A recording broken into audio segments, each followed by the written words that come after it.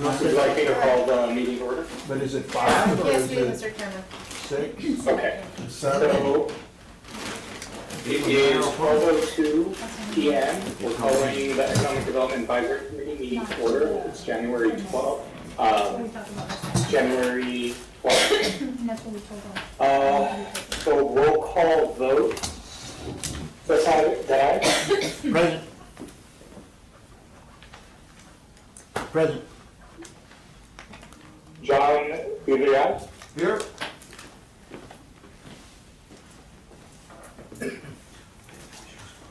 Okay. Arturo Dominguez? She's connected online. Okay. Julian Ratnowski, I'm present. George Alto? Present. Adriana Guevara? Present. Mayra Hernandez? Present. Say no. Ray Rocha? Basically, we have to have Okay, everybody so, because we're separate. do we have quorum? Because I think the rules still apply that everyone has to be present, is that correct? Correct. In person until those are updated? Correct. That's right. That's correct, Julian. Is that correct? That is correct. I can give a little update if you guys want. Yeah. I put together an update to the handbook, the policy and procedure handbook. And it is on the council meeting for the 17th to allow for, advisory committees to have a quorum through, virtual presence as well as physical presence, since you're not actually governed by TOMA through the code. It's just we've imposed it through the policy and procedure handbook. So hopefully after the 17th, if that passes, which I think it will, after the 17th, if you're present virtually, you are counted as present for quorum purposes. And you don't have to have a physical presence for quorum purposes. Virtual presence will count. So, Okay, so we do not turn in a quorum then. So we can't move to the approval of the minutes, though Who are we moving on to lacking? citizen comments. No citizen comments, Mr. Chairman. Okay, so moving to item 5, presentation items, update and presentation on EDAC structure and bylaws. okay, sorry. It's by Amber. I just took a bite, I'm sorry. If you have this with you in front of you, And that's gonna be tab number 4. this is, the current. I'm sorry, 7. The current draft of what I've put together for you all. It is just a draft, and it does require, I think, your all's input, especially the highlighted section that's in blue. Everything that's highlighted in yellow is pretty much standard additions. Right now, as an advisory council, according to the code, you're made up of 12, so I reduced that to 9. And like I said, everything that's in yellow is pretty much standard of most advisory committees. The section that's highlighted in blue is really the powers and the duties of EDAC. And I did my best, but really, I think that needs to come from you all. And so I think that section, if you guys want to discuss it, add language, change language, that really is probably the core section for you all.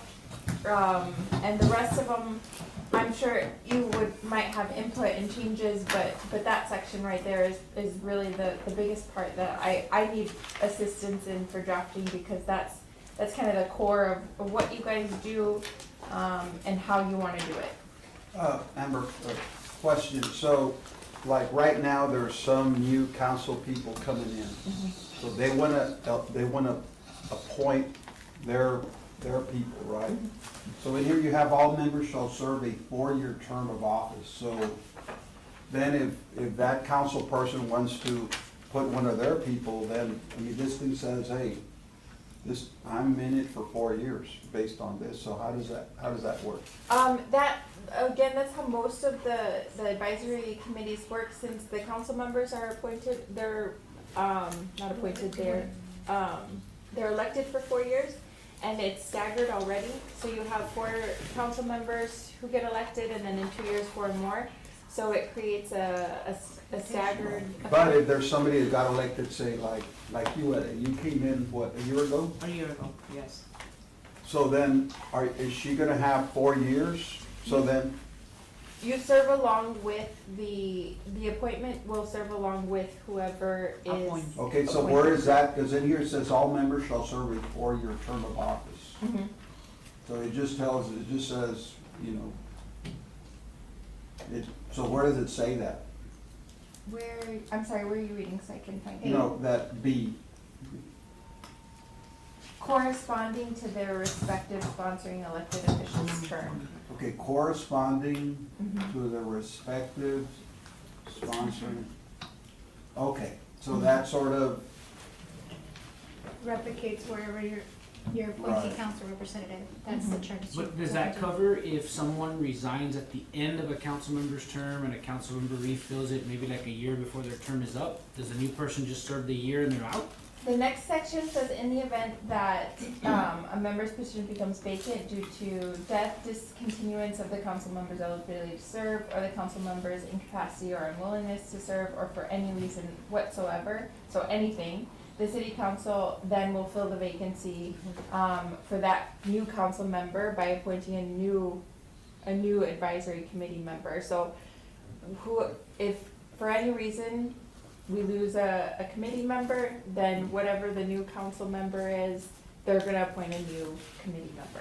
So the rule is that you have to be correspondent to whoever appoints you every appointee. Yes, and that council member may reappoint or. okay, yeah, that's the other thing, say that, well, I'm a council member, now I don't agree with my appointee's view on certain things, so I wanna tell them, look, I'm sorry, I wanna appoint somebody else, can Well, they they? don't have to even communicate Can with you, they- they can just appoint whoever they want. and No, it's- that's what I'm asking, can you do that, based upon this in here? Yes. Well, this in here doesn't cover that, but the policy and procedure handbook does cover that. Okay. And that is kind of Okay, a separate. so yeah, cause I would think document, as a council person, look, yeah. Mhm. you know, they're going for a certain issue and the Yeah. appointee is not, so as long as that's covered. That's covered in the policy, or the priority procedure handbook, it is covered in that, Okay. in that document. Yeah, because it says shall serve 4 years. Yeah, I think that's where, I mean, just for me, I'm confused. Where if a council member has someone at the beginning of their term, 3 years in, that person resigns, so the council member appoints someone else for the last year, the council member doesn't get reelected. So that person that they put in year 3, do they only serve that 1 year of the councilman's term and that's it, so the 4 year doesn't apply? It is Yeah, my so- understanding that yeah. it's just for that 1 year, and then that individual will continue to represent the district until a new council, which is the case Okay. right now, because we have, some new council members, and we still have the members that have been So originally appointed. maybe we should change it to members shall serve just a term of office corresponding to their sponsor. Yeah. So just a term instead of a 4-year term. I like that. Will that mean that they have to be reappointed if the council members are elected? Yes, they Yes. would need to be reappointed. Because at that point, the council member, if that council member is reelected, it is their decision whether they want to reappoint the individual that they had originally appointed or appoint someone new. Yeah, but I thought what you had mentioned is they could do that at any time. They can, and right now, So, I mean, they could, currently they need to be reappointing anyway. At the end of, if they get Okay. reelected, they're supposed to be reappointing Okay. to the councils. Okay. So, okay. That's not how we functioned prior, because from my understanding, so if someone is elected, they have to appoint a new individual, or if they don't appoint someone does the individual that was previously appointed? That they just don't individual even will know? continue to serve. They're supposed to hold over until, a new person is appointed. And that is covered under the priority procedure handbook. That handbook does cover that time span where a person is not appointed. But they are supposed to be appointing a person every time they're elected, if they're re-elected. So here's a question I have. If someone is appointed, and then after 2 years, the council member wants to appoint someone else, can they just replace them at any given point? I believe so. Let me pull up that section. I think they can pull somebody. That's what I was saying, Julian, that Okay. what Amber was saying, that at any time, you know, the council president can wake up one day and say, you know what, I want somebody else. So it's, and I don't blame them, at their discretion, they can say, look, I want to get this other person, right? I think they can, but At any time. I'm just trying to understand this back and forth on term limits when essentially there are no, or not term limits, but there are no terms. yeah. We're at the discretion of our council person, basically. If they want us out at any time, they can tell us we're out. And I'll pull it up in the handbook, to check. But I'm fairly sure that they can pull somebody and reappoint if they feel that they're not representing the, So hypothetically, that happens, who communicates to the appointee that they're going to be replaced? it should be the council member, the Okay. person that did the appointing. But let me find the exact language before I say something that's not true. But we can, while I'm searching, I don't know if you guys want to go through the document today, section by section. We can do, it's not that long, Okay. it's 3 pages. Yeah. Okay, so we can do that today, and while we're going on to the next section, I'll look that up, that part up. Is there any other questions with regard to the term? No, ma'am. No.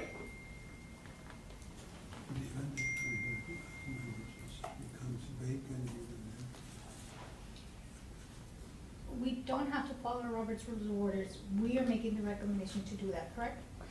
No, the policy, the priority procedure manual requires it. What's that now? Sorry? Priority procedures handbooks require it, because my understanding, we didn't have to, but there's another process Mhm. that now requires us to do it. Yeah, legally, the local government code doesn't require citizen advisory committees to follow the Texas Open Meeting Act or the Roberts Rules, but in the priority procedures handbook, they It said, says you do. we do. Mhm. So there's a law, there's a procedure, and then there's our governing Yeah, process. yeah, And at some point, they're not talking to each other. we decided, I guess, as a city that, it says in there that the reason for it was to make sure that it was open to the public and there was transparency on all the committees. So I guess that was the purpose of it. Equity. And so when I made the changes to the quorum section of it, it's still keeping with the spirit of the Texas Open Meeting Act, but allowing for some leeway there.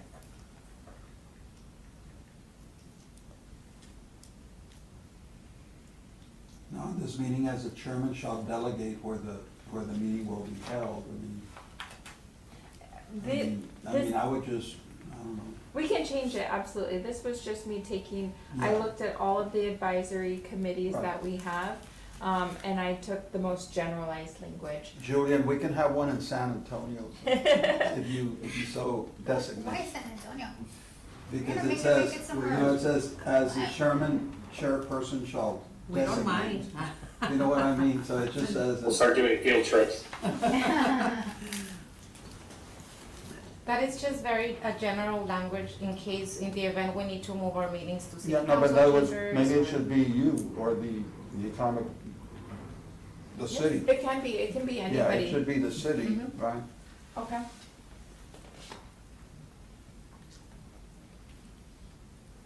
Which section is that? I think it's on page number 2. Okay.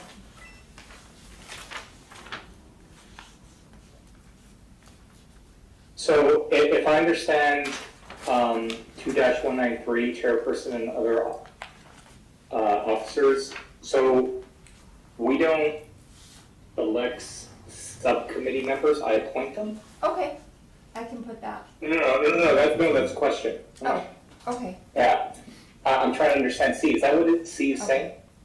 The advisory Beautiful. council.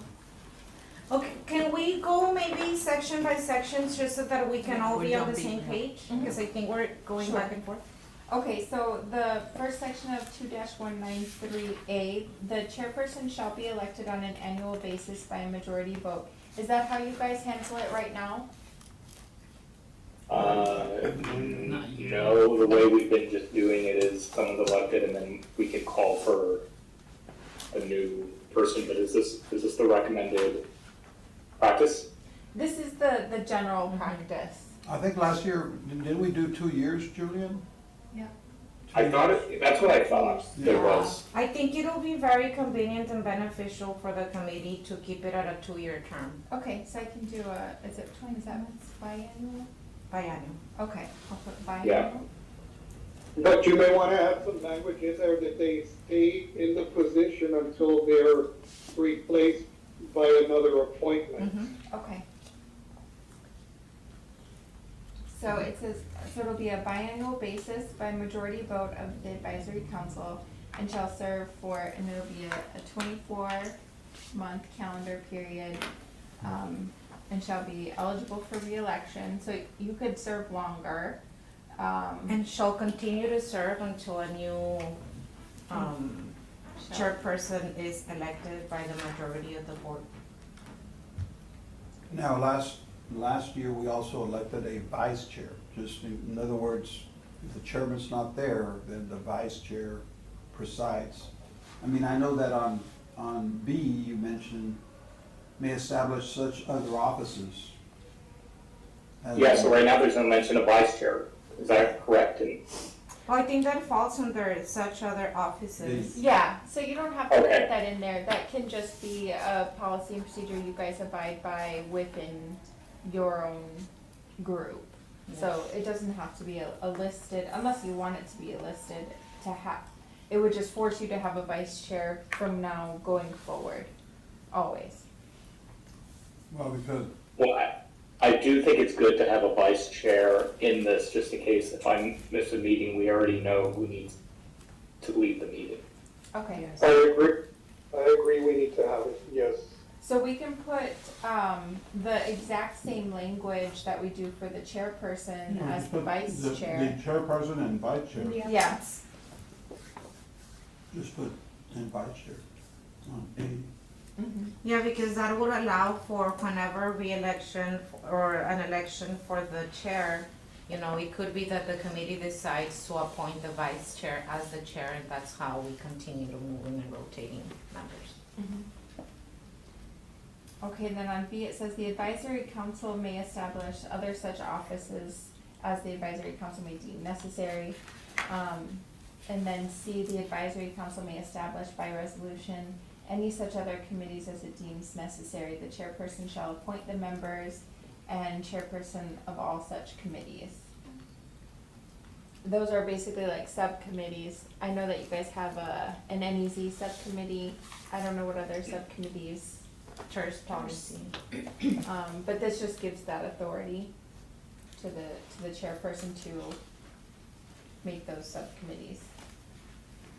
Are we good there? Yeah. Okay. Let's leave the duties and powers to the end, because that one I think is gonna require the most discussion. And we'll move on to the meeting section. so 2-195 meetings. A, the advisory council shall not meet less than once a month at such time and place as the chairperson shall designate. The director shall cause to be posted, here, the director shall cause to be posted at City Hall a notice of the date and time of the meetings, for the agenda, Texas Open Media Act. Right now, I believe that, is Medium doing that, or, cause she's here, right? Yeah. Our- Okay. Yeah, our office Or- does it. Posting, yeah. Okay, so I'll put the director Or of, the Economic Development Department. yeah, I'll put the director of the Economic Development Department. And I mean, you could put it, instead of as the chairperson shall designate as the Economic Development Department, I would, Okay, or the city designates.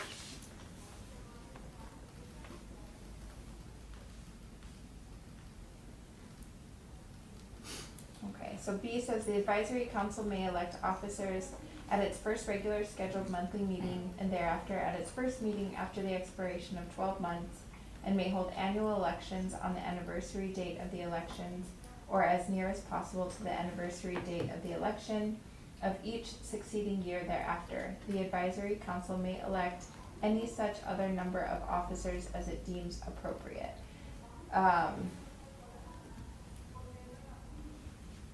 So this assumes that you're working on a yearly schedule. This part I had a question on, cause like I said, a lot, I'm taking the language from a lot of the advisory committees, but the advisory committees are being appointed on a staggered basis, and so I'm not really sure how you determine, and you would have to tell me, what is the first meeting? If you're having these staggered elections, what do you consider the first meeting? I'm just curious, cause I don't. I think it varies because it's gonna be the first meeting for different members, depending on the time that they're Mhm. appointed. Do you guys hold a certain time frame? Do you hold any type of, do you have a date for elections that you hold? I think it's always been in January, Okay. yeah. We've done it in January, but it's never been solid because sometimes, there's one point at Well, honestly, there was, that it was like 2 whole meetings until we had everyone appointed. Well, So, I think however you're doing it is fine. Do you do it yearly For the officers, the, for the officers? well, based on what we just discussed, it will have to be every 2 years. Do you want me to change Yeah. that then Yes. to? Why don't we 24 just months? leave it at every The 2 merit. years in January? That way we have a solid schedule on Yeah. what we need to do Okay. every 2 years in January. And the Okay. absences And are the- yearly too, in a calendar year, so it Yes. would make sense for the first meeting to Yes. be in January. I agree. So it's gonna be a calendar year, and that's how we would also account for absences and participation. or if the chairman and the vice chairman resign or no longer serve, then there needs to be an election. A special election, I mean, we can always leave room Right. for special elections. Okay, I'll put allowing for special elections. Which I think that's covered in the last sentence. The advisory Oh. council may elect any such other number of officers as it deems appropriate and as Okay, we there have you seen. go. There you Yeah. Okay. be elect, but it doesn't say when, right? No, because like you said, it could be that mid-year, we may Yeah. have the need to call for a special election. C says a quorum for any meeting shall consist of a majority of 5 voting council members in accordance with, so here I put the priority procedures handbook for the city of Laredo, because I'm updating that.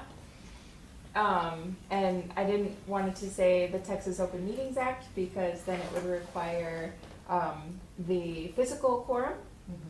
So I'm referring it to the priority procedures handbook so that you don't have to have the physical quorum. And should that read voting advisory Advisory. committee members instead of council members? Yes, I'm sorry. Yes.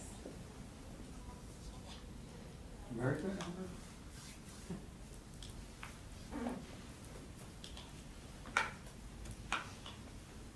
The next D, the agenda for each meeting shall be established by the Director of the Economic Development Department.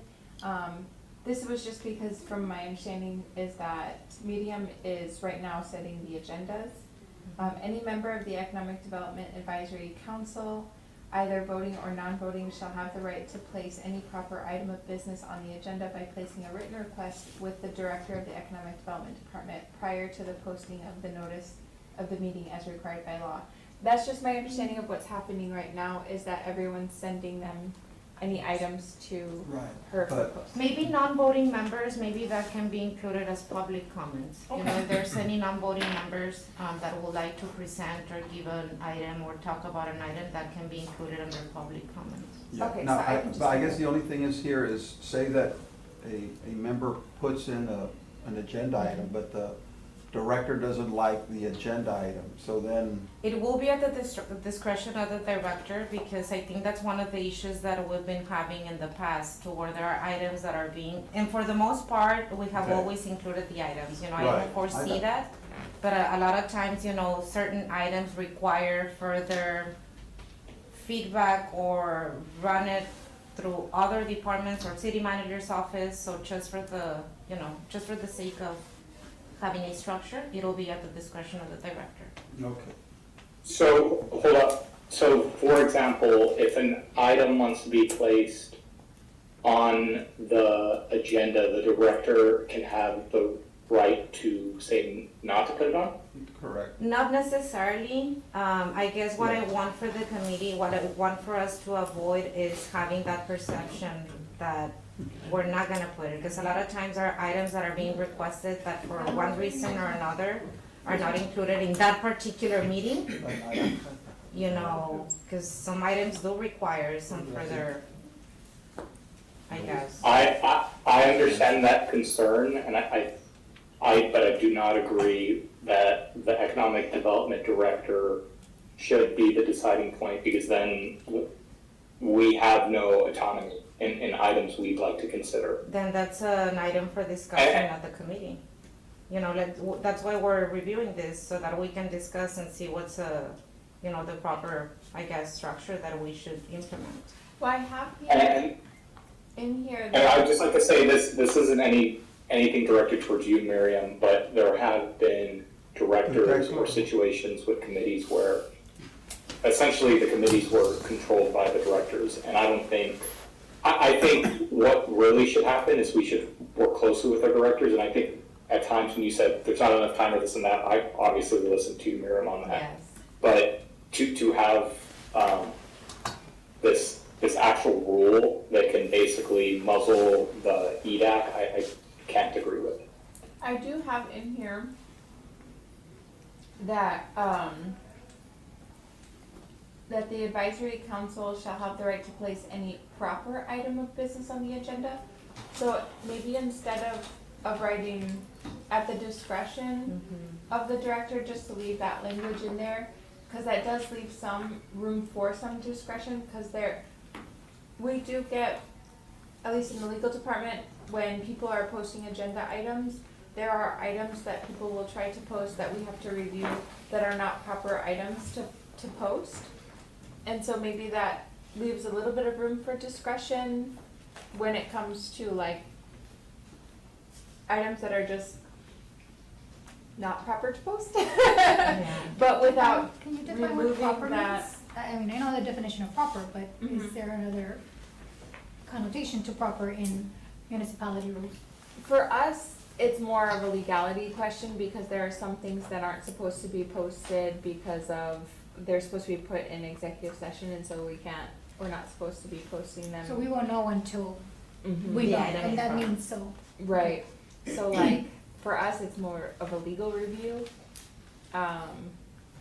At the committee level, I feel that sometimes as well, there are items that maybe are not really under the jurisdiction, if you will, of this committee. You know, maybe there's an item that really belongs to I'm gonna throw your name out there, Orly, to the planning and zoning committee, you know, before we can even discuss it at this level, you know?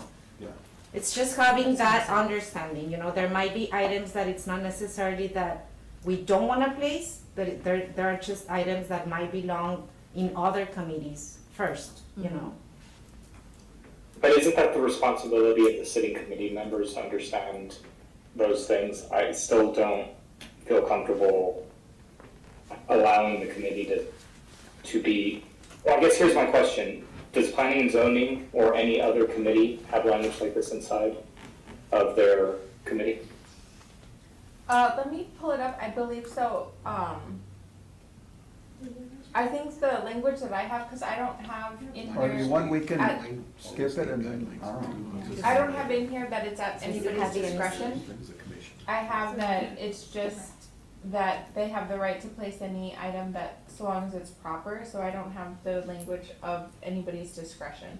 So I think that this tracks the same language as, it doesn't track planning and zoning, I didn't use planning and zoning committee because they're a different type of committee. They are governed by different laws, than other advisory committees, so I didn't model after theirs, so I don't know what theirs says. But right now, I don't have that language in here that it's at anybody's discretion. Well, that would be my recommendation, is that we model whatever planning and zoning is for examples when it comes to item. The only difference with planning and zoning is that they function as a commission, not necessarily as an advisory committee. But why don't we do this and, you know, just so that we can continue with the agenda? Let us check what other advisory committee members, committees at the city, what wording they follow and how they handle agenda items. And then we can always come back and review letter D under section 2195. So I agree with Miriam, just for the record, I just want y'all to know that ultimately you all are an advisory committee and you're not a commission, so there's a distinction there. So yeah, I know, you know, Julian, that you have a concern with this as a current chairman, but ultimately, this committee needs to work closely with that director to be able to determine what's proper in the scope of you all's work as a committee. And if I may add, and this is, you know, for Mr. Chairman, the committee members, we're looking at all possible, you know, venues in order to really have something that can help us move forward and work in a collaborative effort. I know this structure was probably not reviewed in the past, but we're trying and we understand there are concerns. But we will, I guess for that particular section, we will check on how other advisory committees, you know, handle, and like Mr. Landin mentions, you know, just so that we can stay within the scope of the advisory committee level that we have as a group. Letter E. E. E. Attendance at regular and specially called meetings of the Economic Development Advisory Council is mandatory.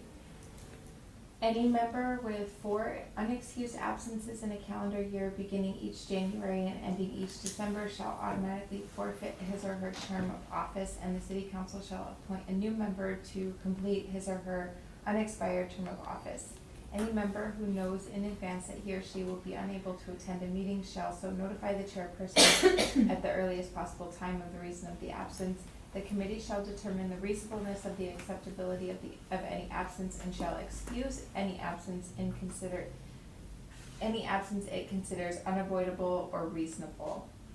Also, with virtual presence being allowed for purposes of voting and quorum, I think that'll help a lot as well. Okay, so there you have the chairperson, you're gonna notify the chairperson, but then the committee determines the reasonableness. Should Yeah. it be the chairperson that determines the reasonableness? I think it's a So then- vote. Huh? I think it's a vote. Oh, it's a vote to say, hey, he's gonna be absent, this person's gonna be absent? What is the criteria to consider an excuse absence? Before it's like, hey, look, besides we illness? give you four tries, you have 4. I mean, I think it was clear cut, it's, unexcused, excused, I mean, 4 is a third of the meeting, Well, so. we can just Before it put was 4. very clear cut, you got 4 chances to not make the meetings, and if not, you're out. I think it should be clear cut, and again, we're trying to make this policy as inclusive and just so that it can work with all of you, because you're volunteers, you're volunteering your Yeah. time. Before, we didn't have a, in paper, that members could participate, online. So I Yeah. think it'll be just proper that we keep it, clear, it's just 4 absences regardless. Yeah, Because and- there are and- options, in And that's what person, I said, but online, here you're making it phone. more liberal, where Sure. if you tell the church, I mean, Yeah, no, most I of agree. us are in good faith, we come. Yeah. Well, and the other thing is, Hey. and special meetings, so that means we have to participate as, Yeah, I'm not and saying I don't know we don't about want the to, but special meetings. Okay. And Julian won't let me lie, it is our interest, that we can, have as much participation from committee members as possible. It's not because we wanna impose, it's just that it is, I think it's in the best interest of both. Yeah, I just think, I mean, I don't know how that last sentence there, Amber. Yeah, in I took it committee. out. Yeah, I'll take that last sentence out. And do you want me Okay. to take special meetings out, just attendance at regular meetings? Yeah, yes, So just to be Can- clear, it's 4 absences, period. period. Excuse, unexcused. it is- Well, I'd like to make a recommendation. Sure. And I'd like everyone, right now, most of the time, or at least for me, and that's why I want to hear from everyone else, the only time I've ever had to actually miss meetings or because I have to be somewhere else, but I've always never had a scheduling conflict because we're given these schedules early on. Yeah. So I'd like to recommend that we cut it from 4 to 3 now that we're allowed to do it online. Because essentially what we're saying with 4 is we can essentially miss 12. economic development meetings 1/3 out of the year. Yeah, Mhm. I agree. That's a lot. 3 It's a absences. good idea, Julie, and I support your thoughts, yes. Okay, I'll change it to if you. but then we're gonna take out the other part where And let's leave unexcused. if It's somebody just absences. notifies the chairman that they can be excused or, But then where do you draw the line? Yeah, I don't agree with that. I think it's Yeah, either you can. It's gotta be clear I cut. understand that people may have like things come up in their life, but I think in those circumstances, maybe they just don't have time to be on And then, EDAC because of a lot of.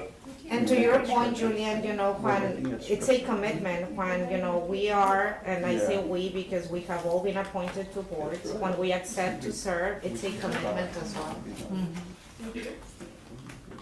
So I say we don't allow any exceptions. It's 3 total. So did I It understand was 4. correctly that you said even special call meetings would be Well, counted as absences? I took that out, so it'll just say, attendance at regularly called meetings. And not, and especially, it'll just say, and regularly called meetings of the Economic Development Advisory Council. Correct. It's mandatory, any member with 3 absences in a calendar year. And then just the finishing of that sentence, taking out the last sentence about the, any member who knows in advance, taking out that whole sentence.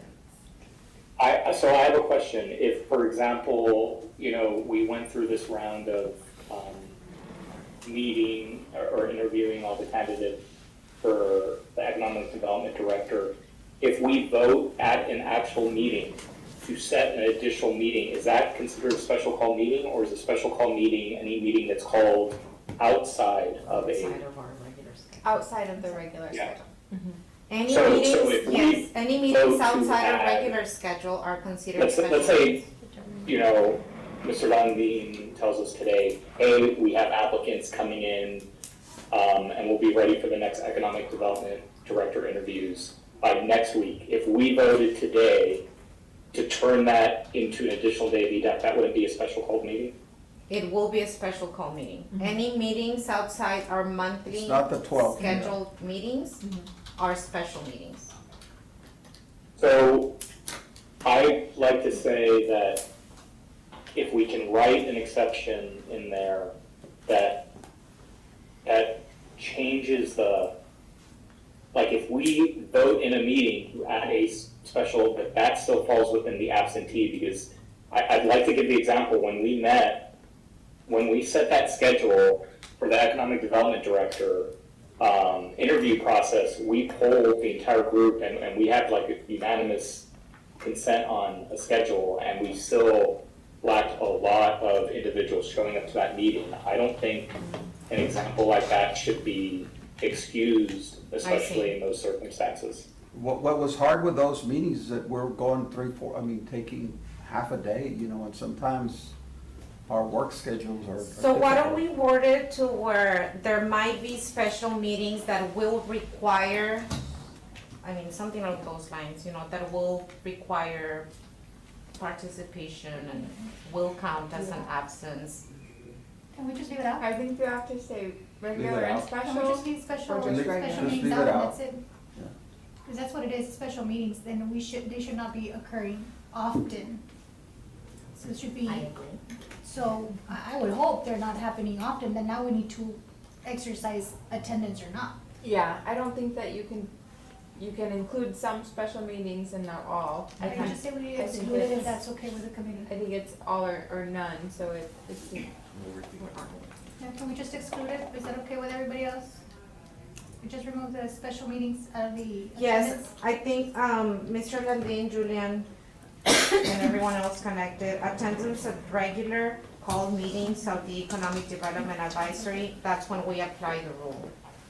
I see your point, Julian, on the special meetings, but I think that can be, discussed at the committee level whenever there's an instance where there's a special meeting where attendance could and should be mandatory, then we can, at any given point, as a committee, if there's a special meeting that we need to post, as a committee, vote that attendance has to be mandatory.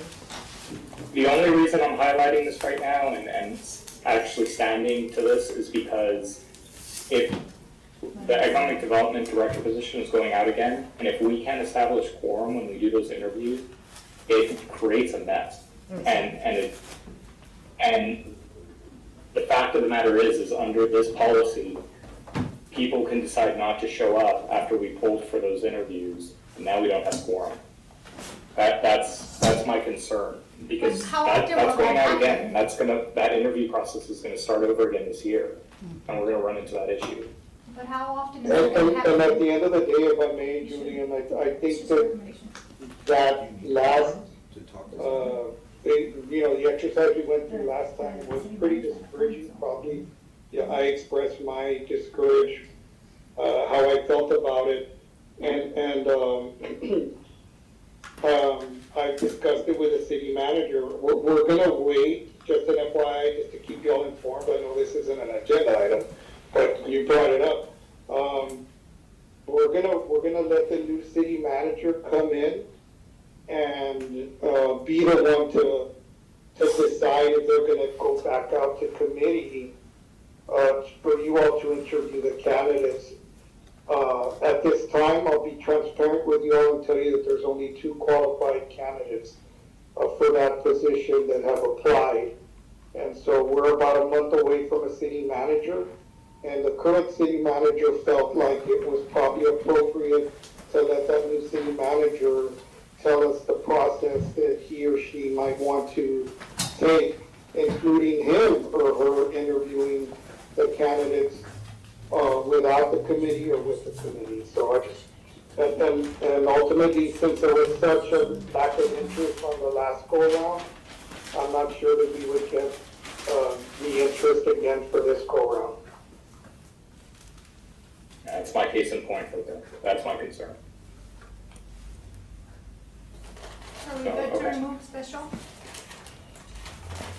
Remove it.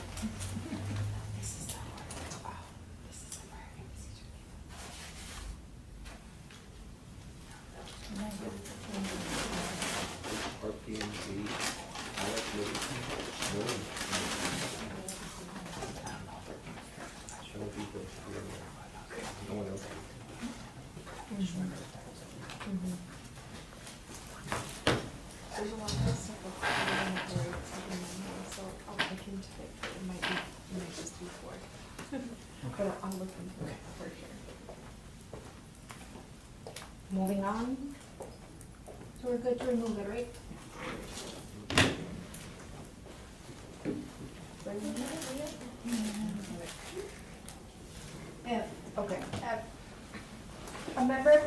advisory council may be removed from office before the end of his or her term in office by action of the city council for any good cause. Oh, here. And in particular for any of the following causes.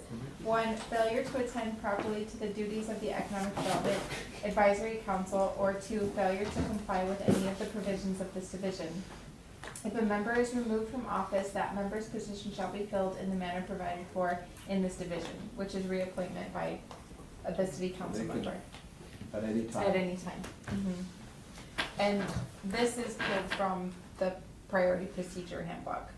A record shall be kept of all, G is a record shall be kept of all proceedings and minutes shall be delivered to the city manager and city council as soon as possible after each meeting. Is that what you guys, I don't know how you handle the minutes. No, that's not a procedure that we're following, but is that a procedure that other advisory committees It is. follow? It is, but I don't think it's required. So I wasn't sure how you, I think I just need from you guys, how are you handling minutes? Who's keeping record of them? Where Our are they office. being kept? Arnold. So I guess just tell me verbally, like, what do you Has to do? go. Once they're passed at the meeting, are they printed? Are they kept in a binder? Are Yep. they kept in your office? We keep them in our Okay. office. And they're submitted biannually to the city secretary's office that gets published to Yeah. city council. Okay, They are public, you know. let me write that. All records shall be kept of the preceding minutes And delivered or biannually? biannually to the city Mhm. secretary's office. Biannually. And that's a requirement from the city that we follow every year, 2 times a year. City secretary's office. And as part of the priority procedures too? I didn't look into that part. I was just taking that one from the other advisory committees. And I wasn't sure how you guys were handling it. It seemed like everybody was handling that a different way. And so that one I was just like, I don't know. So this one could, and the reason I'm asking, it could just be, records should be kept in accordance with standards of XYZ, and that's it. Right. Leave it at that, because then that policy may change, and then Yeah. we're gonna go back and change it, and we're not gonna be talking I'll something look to for see if- policy procedure. I'll see if that's in that. Writing a lot of policies and procedures for the university, it's just, don't overthink it. Yeah. If it's in the handbook, I'll just say in accordance with the XYZ. PD handbook. And the same thing goes for F, Yeah. 1, 2, whatever. If a member is removed from the office, we'll follow procedures that's defined on 2.192, which is, and that's it. Right. In the next page, page 3, all meetings shall be conducted in accordance with the Roberts Rule of Order newly revised and the Priority Procedures Handbook of the City of Laredo. I think I'm just gonna take out the Roberts Roberts Rule rules. and just in accordance with the Priority Procedures Handbook because it's just advisory. And then Why wouldn't we just follow Robert's Rules of Order since we've been already doing them? we do, and under the priority procedures handbook, it says that all advisory committees will follow the Roberts rules. It does say it in there. Oh, so it's repetitive. It's repetitive, yeah. Got it. Section 2-196, advisory capacity. The Economic Development Advisory Council is discharging its duties enumerated in this division shall serve in an advisory capacity. That is important to put in here because there are different types of committees like P&Z, and defining what kind of committee you are will determine what laws govern the committee. So this one says it's advisory in its capacity, which also says basically we're not legally governed by like the Texas Open Meeting Act and things like that. So it's good to write that this is serving in an advisory capacity. The bylaws, that's already covered. This used to be section 2-193, but that's now covered in section 2-194, so I took that one out. And then section 2-194 will now become 197, and that has to do with compensation. All of this language has kind of been sucked up to other areas. And so it'll just say compensation, and you guys are not compensated, so this just says no salary, fees, or compensation shall be paid to any member of the Economic Development Advisory Council for their services rendered as a member of the advisory council. Could we keep letter F, Yeah, just in the you need to add interest lunch on there, right? of, business, any type of conflicts of interest? Member of the economic advisory council may not be particularly interested in or benefit in any relationship with doing business. Oh, yeah. Standard conflict of Good one. interest shall prevail. Sure, yeah. And then, so I'll leave conflict of interest then.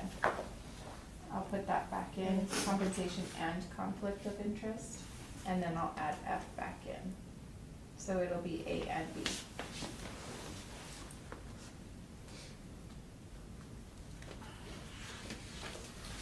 Okay.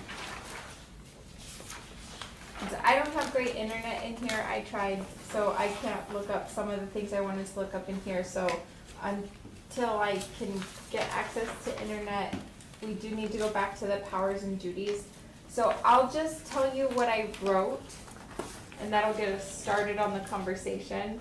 But this is definitely the meat and potatoes of what we have to do today, and that's, you know, your duties and powers. And so this is kind of what we talked about at the other meeting of how to make sure that you guys are able to stay relevant, and that you don't get overpowered, you keep having a voice, and creating a structured way to communicate between the department and management and the council members.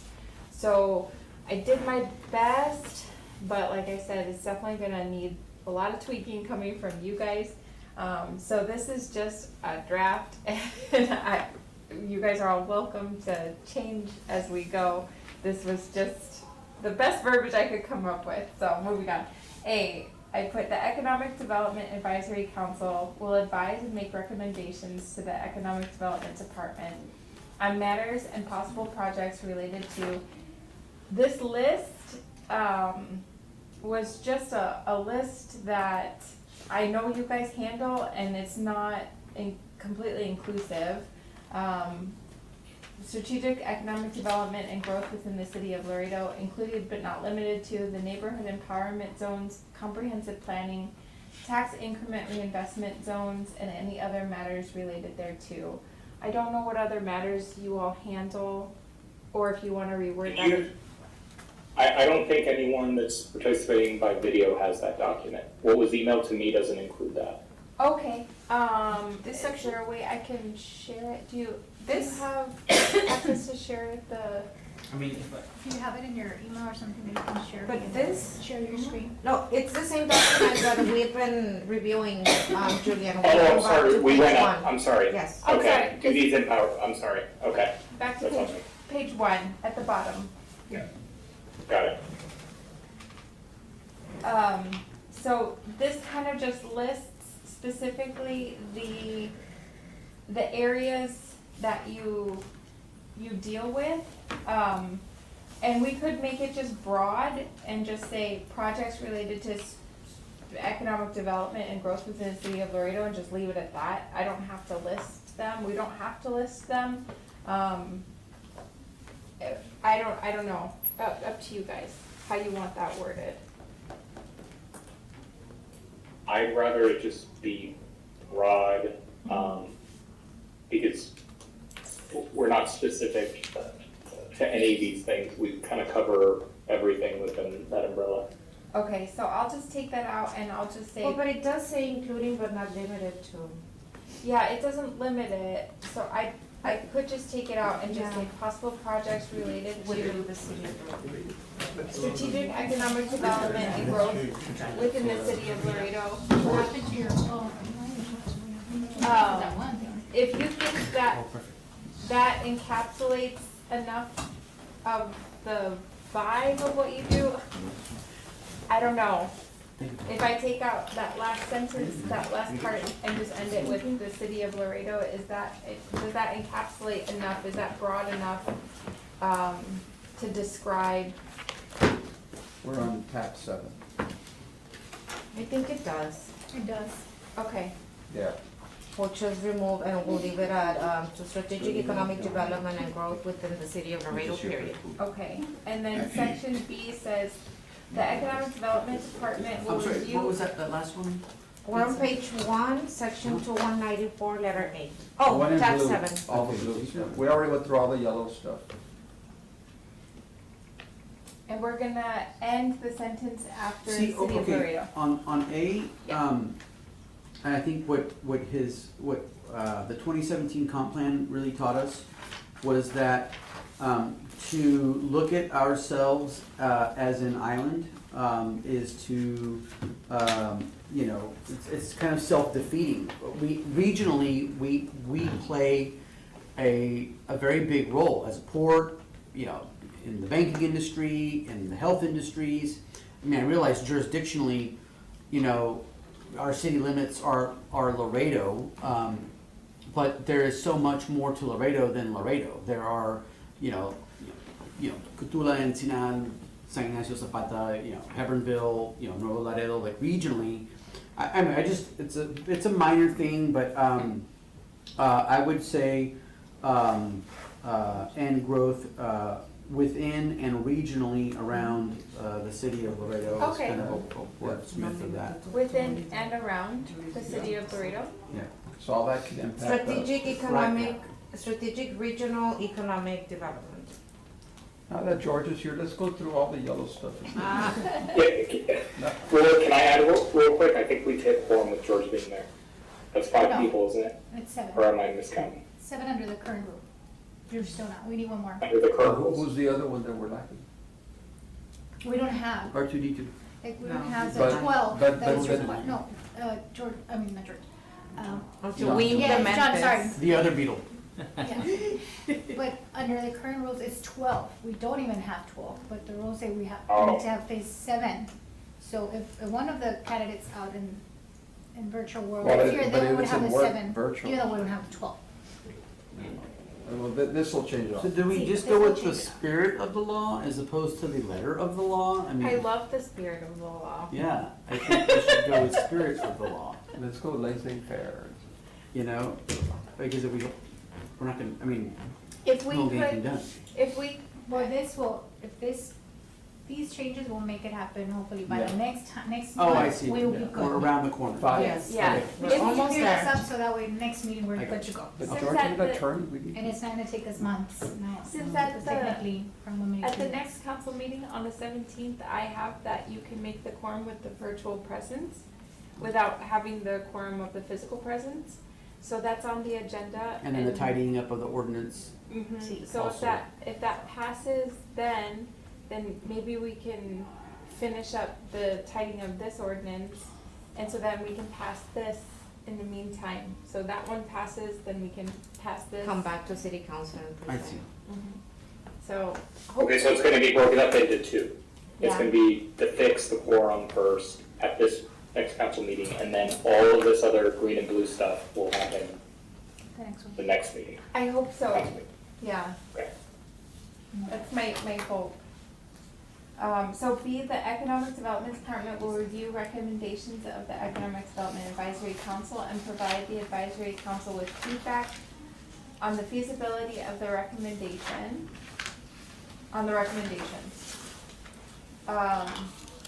That didn't quite encapsulate the entirety of what we had talked about, but basically what I was trying to do is create that structure of, at the meetings, you come up with ideas and bring them to the department would then go back and check on the feasibility of that item, and then at the next meeting, bring back to you all what the issues with that are, or if there are none, that it's a go, and then you make that plan to move forward or not. And then if you can't, then how to proceed would be the next step. But verbiage, I needed help with putting that on paper. So that first step was you making that recommendation to the department, and then them taking that to review it, and then coming back to you on the feasibility of that. But I don't know if my simple sentence really encapsulated that. Would we be allowed under these duties and powers, if we decide to put an agenda item it passes, and then for some reason, if the Economic Development Department doesn't want to put that, are we allowed to go to our council members to put the item on the agenda themselves? Because, and the reason I say that is because usually what's hung that up is the Economic Development Department will say, we don't have funds for that. But a council member can come in and say, well, let's put it on there and let's see if we can get funds. Well, that's exactly the reason for the next section was to create those steps. So the next step was to come back to the committee to tell you whether or not the project was feasible. And if it's not, so this says, when recommendation by the advisory council are determined to not be feasible by the Economic Development Department, the chairperson shall send a written request to the director of the Economic Development Department to place an agenda item regarding the recommendation to be placed on the following city council meeting agenda. Both the advisory committee and the Economic Development Department will present on the recommendation before city council. So that would get it to city council, to then ask for that funding or source or whatever the issue is with not being able to move forward with that item through the Economic Development Department would then be presented to council. Which is basically. Well, as what long we've as been doing. there's I'm sorry, go ahead. Which is basically what we've been discussing, Julian, in the past, like we, the representatives, the chair needs to be at the council meeting with the team, EDAC, so this is just putting it in writing and making it formal. And if Because we've I, always talked about doing it, yeah. we just didn't have it in writing. If That's I all may add, understanding. I'm hoping that the idea here is that we're able to handle and discuss and present the issues at the committee level and not be babies, the council members should not be babysitting, us on every single item. And in the event that there's some sort of a impasse, then the chair can put it in a letter to the department, Yes. and then that gets put on, assuming we wouldn't do that just by agreement anyway. In the event there is no agreement, this is the mechanism for doing that, and then we still always have access to our council members regardless. Yeah, you always have. It is my hope that we're able, that the department is able to work and collaborate and work on the items at the committee level, the department level. But if in the event that there's an instance where there's an item that we absolutely, feel the need Mhm. to present to council, that's pretty much the procedure that we will follow. And this also, being in writing, will ensure that it gets to council. I think before there's been kind of a little bit of difficulty with the committee, confusion. I don't know, cause I wasn't part of it before and I wasn't really part of the city. But there was some difficulty with the previous director, preventing some items getting pushed off the ground or whatever. But this, I think putting it in writing of having a way to ensure that if there's something really important to the committee, this will make sure that there's an avenue to get it to council. The problem that we had before is not that, the issue that things were being stopped from being put on council. It was that what the committee would then vote on, that information essentially of what we voted and why was not actually being completely given to council. So we had to show up as committee members to make sure that how we voted and why we voted was heard by all council members. So it wasn't that there was any, obviously, prevention, because we can always ask our council members to put it on.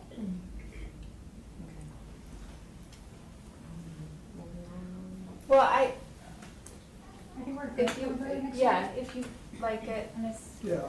Okay, and then the last part, D, the Economic Development Advisory Council is hereby empowered to adopt the rules and bylaws governing its own operation for the performance of its official duties and powers. So right now, the bylaws that govern EDAC are really, really old. Thank you. They're super old, and they have to do with developing the port. They don't really relate to what you guys do now at all. And so, We should be evolving as a Yeah. community. We Yeah, should but I be thought that back, executing like in them 2008, on that's when they in my opinion, when I came in, that's when they started or restarted the EDAC. So I think. I don't know if you remember, That's a little bit before my time, but I do remember, you know, the adage of the valley is eating our lunch, and they were, and they are, and they will be. And you know, and it was just like this kind of like port to port competition that we were having along the border. Since then, you know, ports have evolved. Our geography has given us a little bit of a competitive edge. But since then, the 2017 comp plan rolled around and said, hey, that's great, you're an amazing port, but you know, just like any other good portfolio, you should diversify your economy. You don't need to have all your eggs in just one basket. Exactly. And so to your point, Amber, they're really old and they don't reflect a lot of what either A, we have been doing, or B, what we should be doing. And so, yeah, we definitely need to kind of update. And I think, you know, every ordinance or every set of bylaws has all of those whereas, right? Like whereas, you know, you're a committee, supposed to, whereas you're, so I think our whereases could very easily, we could copy, cut, and paste some of those from the comp plan, which, by the way, is now 5 years old and is overdue for an update too. I mean, you know, since 2017, you know, avocados are the new gold, and cold storage is, you know, a big deal. And like, there's a lot of, and that's, you know, tip of the iceberg, you know, the healthcare stuff. So there's a lot of stuff we got to get going on, and our mission that would parallel with the whereases in the comp plan, and as that's updated, you know, we would be updating and evolving too, right? Yeah. And to add to that, like, I just want to make sure that I mention, just today in the Tribune, it was announced a little bit more publicly, for universities and college, at least universities, is the state is looking at funding universities, giving them $1.some billion to freeze tuition fees because they're looking at restructuring the ICO development. Where is Texas going, considering now that we have a surplus? And so we need to start looking at those avenues of where the government is going, because that may be an in for us. The infrastructure funding, there's billions of dollars in infrastructure that's out there that we're not tapping into. That we do need to reevaluate our growth plan and our strategic plan. Yeah, for sure. So the, Could we on the duties and powers, now that George brought up the comprehensive plan, shouldn't the duties somewhat tie into the duties of the Economic Development Advisory Committee should tie into the comprehensive plan and the Laredo Economic Development Plan? yeah, Like we should, that's why I had included that language in the first paragraph initially, because I was trying to tie that in. I just didn't really know how, because it didn't have comprehensive planning in there. I was struggling with how to stick it in there, so. I mean, it's called well, the, couldn't we just cite both policies to say that we will follow both policies as like its own, instead of, you know, A, B, C, D, couldn't that be just like an E line item? yeah, like Yeah, you to just follow have the to plan Viva Laredo. Will advise and make recommendations based on the Viva Laredo and strategic plannings to the Economic Development Department. Using it as a guideline, essentially, call it as a. We can add it under letter E. And also to update those plans. Yeah, yes, please. Sir, Mr. Landine, so who's responsible to ensure, because every other meeting we're having a conversation about updating the strategic plan, so I wanna get it going. Can I take the lead and make sure someone gets it going in the city? Yes. Cause I'll take ownership of it, you need to. I have read that comprehensive plan and I have some ideas. for the economic part, for us. At least, yeah, I'll do something, whatever it takes to get that comp plan. I don't wanna come to another meeting and we still are talking 4 years into it, that it needs to be revised. Next meeting, I wanna Well, come and you say, know- we are Okay, revising there's our a plan. process to that. I know that we're gonna get a new city manager. and So all the that, but process of we're gonna- revising a comprehensive plan is kind of broken up into the phases. The first thing you're supposed to do, though, is you're supposed to give yourself a scorecard and see what you've completed in that. So typically, like, that's a job. It's to go through all of them and then line it up to see where we're at, and then essentially doing a whole revision of the whole thing. I can't possibly see one person being able to do that. No, maybe we can no, form a subcommittee. but to Maida's point, you know, we've been talking about this for a long time, and not even the first step, which is this 360-degree evaluation, top to bottom, you know, scorecard, private sector, public sector. Like, the instrument hasn't even been drafted nor circulated. And you're right, there's steps, but the first step, which is council, management coming to council, or us coming to council and saying, okay guys, we need to hold the mirror up to our face. How are we doing with this 2017 comp plan? We were supposed to have checked these boxes. You know, if we did it, great. If we didn't do it, great. Let's figure out where the breakdown is, but let's take a look. And then we score it. And then we, you know, then the public outreach goes back again for the public to say, hey, look, you know, you gotta, I forget the other steps, Julian, maybe you have them a little fresher on your hard drive, but to take a step versus no steps is, I think, Myra's point. I don't mean to put words in your mouth, but something No, along so those that's lines. it, let's just move and get it going. Well, then So I if guess it's a just us or, recommendation could be that we form, and I know we already have 2 or 3 other subcommittees, but have, for the time being, form a subcommittee that possibly you can chair, if you will, and have members look at it and come back to the committee and see what at least get it started, like Maida says. Is that I'd like okay to with get you, it Mr. started Hernandez? and then maybe have council input the first meeting of February. I want to move with this as well. I've heard it, you know, I've been here a few short months, and yes, I've heard it come up. And And you're right. city council We're getting mayors that are knocking at my 5-year door, so benchmark. if I need to tell them, I didn't hear you? and some of Go the ahead. city council and people are knocking at my door, so I could tell them, that you want something, then let's start with here. With the, Yes. comp plan revisions. And some of them may just need little tweaking, and we think, oh, we need to do all this work, but it may just be minor edits that we just need to do to move forward. Correct. So let's do the subcommittee first, and then,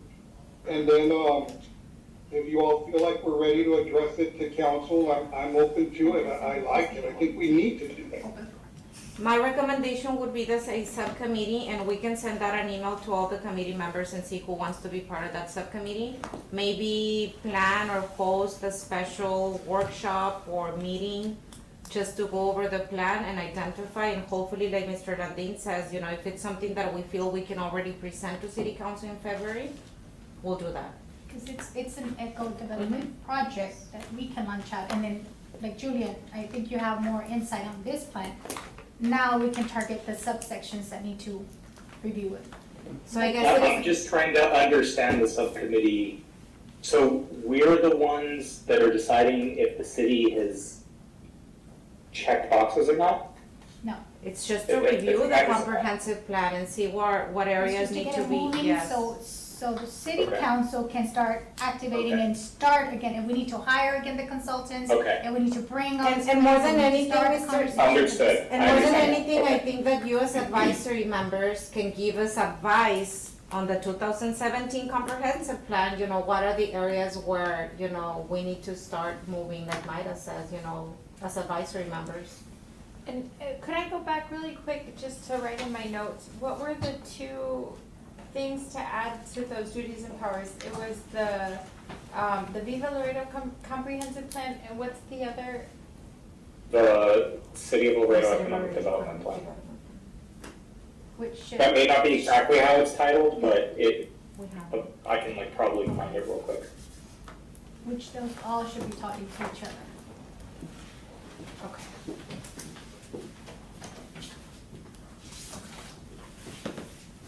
Well, for the composition of EDAC, I think that I'll go back and make the changes that we did today, and I'll also look at, I think there's a couple of things that I have to check into. One is the amount of meetings you can miss. It may actually already be governed as 4, so we might not be able to reduce that to 3. It might be governed that it's 4 And, you know, meetings. and I think that's Yeah, that's what John and I were talking about. Yeah, Somewhere it said that we had to live, but it wasn't. Arnold brought that up, and I think he's correct. I think that it's for absences. Which So you won't have an issue with this committee, we're really good. yeah, so we might not be able to reduce that to 3, but I'll check on With the it. GTF committee. Yes. And then I'll look at the other committee members. If it's 4, I'm gonna leave it at 4 and just draft it as 4 so we can move it forward. And then I'll look at the, how other committees are addressing those agenda items. And I think that's pretty much it, other than the changes that we made, and I'll just make all the other changes. Just for my sanity, because I'm that way, Mhm. the priority procedures handbook, is that a published document or It is? is, and you Okay. can, if you just Google City of Laredo Priority and Procedures Handbook, it'll pop up. It was, but internet's. Yeah, I can't. I It's kind of going want to back print and it forth. because, like, yeah, I'm always looking at it, so it's a big document, but part of me is like, I might just waste the paper and print it out. We will send you a revised draft via email just for the interest of time, and that way we don't have to wait until the next meeting to look at But it. it's only a revised draft that's gonna go for approval, ¿verdad? Moving on to, and any other comments or discussion on letter A, presentation items? No, ma'am. Mr. Chairman, moving on letter B, in the interest of time, we know that the NEC guidelines, we've been working as a subcommittee, but I will let you and Mr. Villarreal give us an update. We do have a copy. I'm not sure if you would rather have a It might special be, meeting I don't know, just but to it go over might it. be, it's gonna take a lot longer At than, least. yeah, I mean, it's just, I don't know, we ought to table it for next time, or Julie. If you want, I can do a quick Okay, recap, because since I've been at all the meetings, and just, I think we're almost there. And if you don't have a copy of it, if you guys want to, this is the Should be most, under tab number 4, the And- last pages. and the one here is also the most recent copy. And so, in it, we've done a lot of updating. The biggest section is really this first section of how we're gonna designate the NUZ zones. Because we've already talked about it, the maps are all kind of dead. And so we looked at Fort Worth, and I don't know if you have, yes, okay, Yeah. perfect. yeah. So we looked at Fort Worth to try to put like substantial ways to determine how to create new maps. And that will probably be, unfortunately, on EDAC to kind of review areas of Laredo to determine where we should put these new maps. And so this kind of gave a better outline of how to do that. And so this section here is kind of the biggest section to determine that. And we based it off of Fort Worth. But obviously we scaled it for Laredo. So to determine those maps, some of the things that we would look at would be population. So the area would need to be around 2,000 people in that area, or no larger than 1 square mile. And that's, again, we scaled that down from Fort Worth. Theirs was 6,000 people, and I think 2.5 square miles or something a little bit larger. And then be clearly defined by geographical features, so we don't have these weird windy maps that look like this, that it would be a very clear map. So like this road to this railroad track, to this edge, like it's a River. clear, yeah, so you have some geographic features that outline the boundaries. And then the criteria for a reinvestment zone defined by the code, because they have to meet certain criterias. And then any other map analysis study that we already have, because we have some Webb County appraisal district maps that say which areas are super low income. We already have some studies done here for Laredo that kind of show blighted areas. So whatever resources we already have, we can take those into consideration as well. So. Okay, so like right now, there's zones, however, they weren't renewed, so in essence, they're quote unquote, I mean, we've been abiding by these, or we've been giving abatements, right? But they need to be, every 5 years, they need to be Renewed. But if you look at those zones and then you look at this in here, will all of them fit within this criteria right now? No, and my suggestion to you, and it's up to you, because I mean, it's really whatever you guys want to do. My suggestion would be to let them die and come up with an actual strategic plan and areas that fit better criteria. Because they could still be in those same areas, but just better outlined and better planned, still in those same areas. Okay. You don't have to pick different areas. We have a lot of the NEZ, which is on raw land, which is not how it's supposed to be utilized. The Right. closest thing to land that you should see for NEZs are more like infill development, meaning a neighborhood that just has the block plots scattered here and there. So we need to clean up those maps.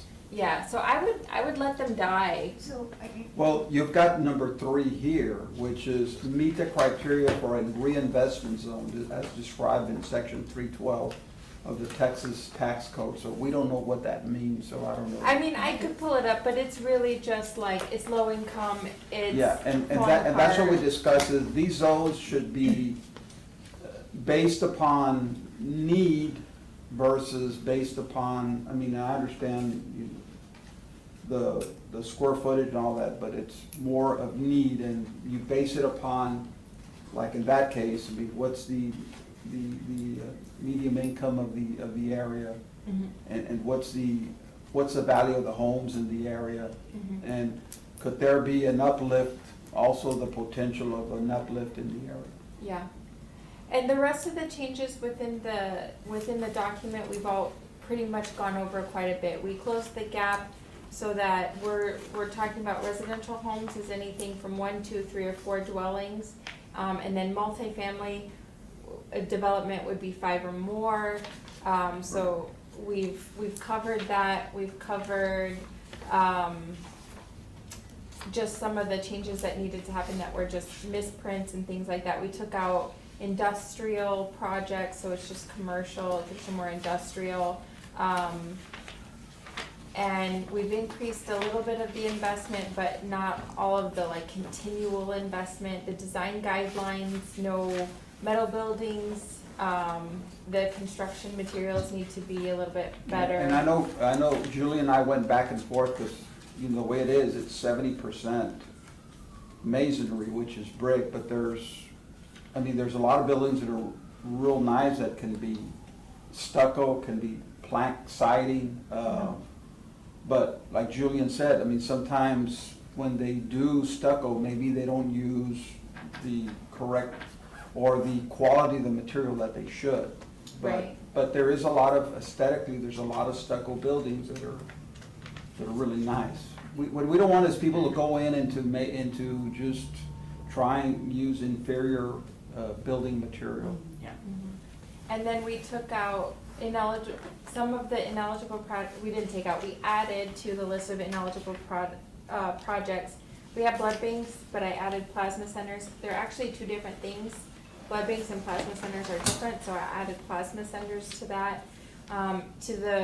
To the chemical oriented businesses, I also included some definitions about cannabis, CBD places, vaping products, drugs, things like that. Car washes, automotive centers, so these are not going to be projects anymore, because a lot of the NEZs are car washes. So we're gonna get away from those projects, but to the most part, the biggest thing is the maps. That's really the biggest change. Right. Sounds good. Maida? We can go over in detail, but those are maybe some of the bigger changes. And we went through this, Julian and I, and Yes. Amber. So, yes, Yeah, just, feel just, free to give John or I, well, I'm not gonna throw your number out there, John, but you feel free to give me a call if you guys have any questions regarding the NEZ Same and here. what we've done to it thus so far. just so that the committee members know, there was a meeting that Any we posted complaints with that them. There you go. Complaints as well. But I think, Suggestions come to me, complaints go to John. I think for the NEC guidelines, I mean, I don't wanna be too optimistic, but I think we're there. Our goal is to possibly That's have fine. a final draft to be Makes presented sense. to city council, hopefully the first council meeting in February. We'll should keep you posted. And obviously run this and present this to city managers as well. And so you'll need the chair to be present. Julian will Yes. make the By the presentation. way, Yes. I Thanks, wanna, John. I wanna commend both Miriam and Amber, of course, Steve also, No, for all thank the you. hard work. Thank you all. No, honestly, Yes, thank they've been you. helping push this and getting all the information to us, so thank you. No, Thank no, you. and thank you to the subcommittee members as well, because we understand this is, voluntary, time that you put into this, and We're not attorneys, but we're close, right? We're not George, Hey, right? man, you're there, bro. And I think I don't wanna speak for Amber, but I think she will agree that it's been great working with the committee and the subcommittee for this particular item.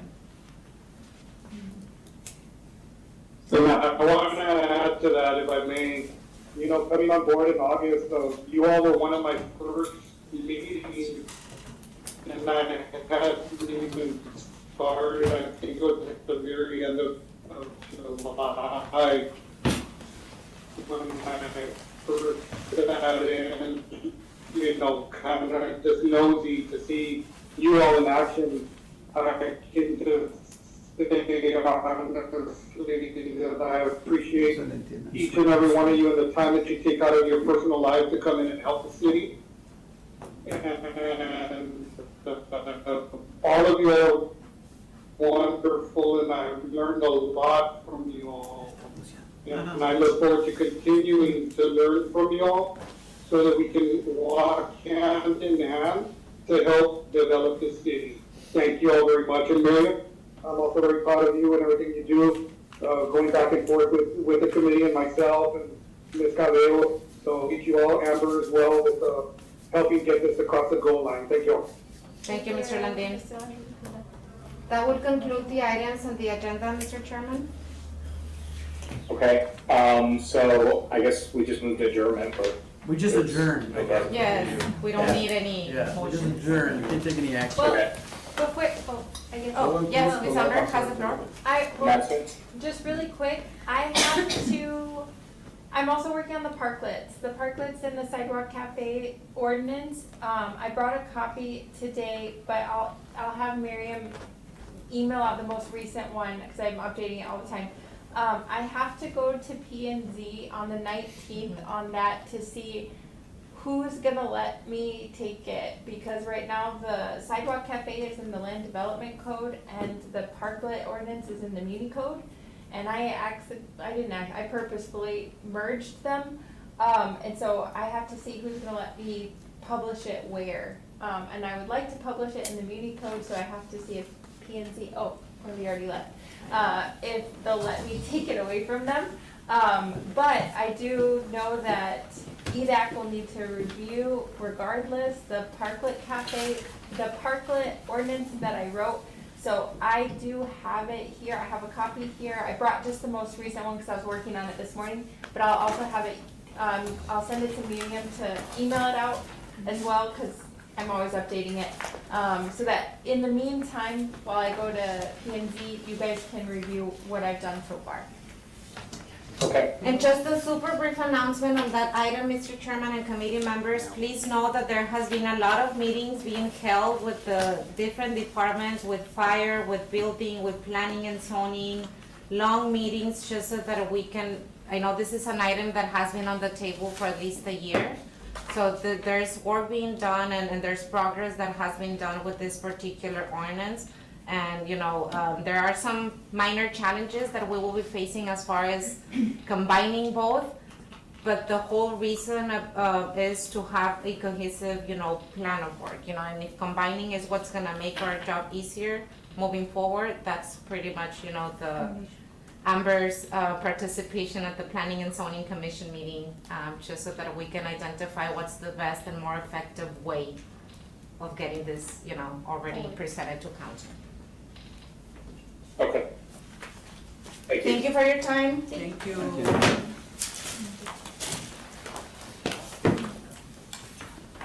Thank y'all, have a good one. Thank you. You too, thank you.